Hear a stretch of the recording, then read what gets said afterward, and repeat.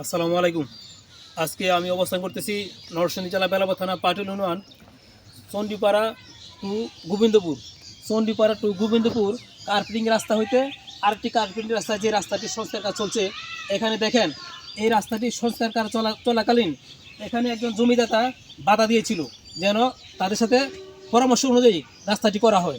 কারণ হলো, এই রাস্তাটি একদিকটা আমরা 6 ফিটের রাস্তা আছে, কিন্তু আবার এই রাস্তাটি 7 ফিট বাড়া অবস্থায় এই জমিদাতা বলছিল যে আমরা এই 7 ফিট রাস্তাটি যদি দুই পক্ষে মিলিতভাবে দেওয়া যায় তাহলে আমার মনে হয় সুবিধা হবে। এরকম বলাকালীন এই রাস্তাটি একটি বাধা পরিণত হয়। বাধা পরিণত হওয়ার পরে এই রাস্তাটি এমতো অবস্থায় যখন জমিদাতা বাধা দেয় তখন এই রাস্তাটি পড়ে থাকে। পড়ে থাকা অবস্থায় এই রাস্তাটি আবার সেই ঠিকাদার রাতারাতি লেবার নিয়ে এসে রাস্তাটি খনন করে ফেলে। এই রাস্তাটি রাতারাতি খনন করার কারণে দেখেন এই রাস্তাটি কিন্তু অর্ধেক, এই যে দেখেন অর্ধেক, এইগুলি অর্ধেক এই মালিক জমিদাতা যিনি আছেন ইনি আবার এটি ভরাট করে ফেলছে। এই ভরাট করার কারণে এই রাস্তাটি আজও বেহাল অবস্থা পড়ে আছে। কবে কবে নাগাদ আমাদের এই রাস্তার বেহাল দুর্দশা কাটবে আমরা আজও জানি না।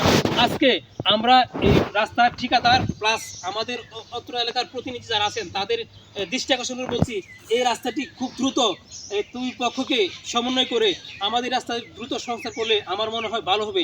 আসলে আমরা যদি এলাকার স্থানীয়ভাবে কিছু জানতে চাই, আমরা স্থানীয় কিছু প্রতিনিধির সাথে কথা বলবো, দেখি স্থানীয় জনগণ কি বলে। আসসালামু আলাইকুম কাকা।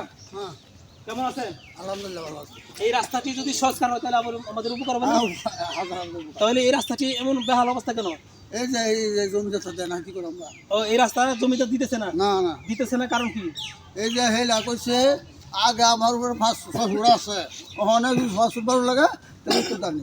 ও, এখন 6 ফুট আগের আছে, হ্যাঁ, আছে। এখন যদি 7 ফুট বাড়তেছে, বাড়লে তাহলে দুই পক্ষে মিলিত হয়ে যাবে। মিনিটে হয়ে যাবে। এই জন্য রাস্তার বাধা দেওয়া হয়েছে। বাধা হয়েছে। আসলে এই রাস্তাটি যেহেতু 6 ফিট আগের ছিল, এই জন্য 7 ফিট বাড়তে হলে দুই পক্ষ মিলিয়ে দিলে দুই পক্ষে সুবিধা হয়। এই জন্য এই জমিদাতা এই রাস্তাটি বাধা দিয়ে রাখছে। সকলকে দৃষ্টি আকর্ষণ করে বলছি, এই রাস্তাটি যদি দুই পক্ষে মিলিত হবে, দুই পক্ষকে যদি রাস্তাটি মিলিত হয়ে দেওয়া হয় তাহলে আমার মনে হয় রাস্তাটি খুব সোজা হবে। আর এই এলাকার এবং অত্র এই এলাকার যারা প্রতিনিধি তাদের সাথে কথা বলে দেখছি, রাস্তাটি খুবই গুরুত্বপূর্ণ রাস্তা।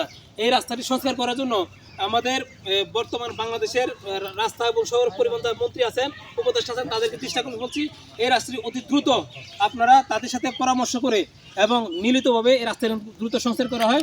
আজকে এখানে বিদায় নিচ্ছি। আসসালামু আলাইকুম।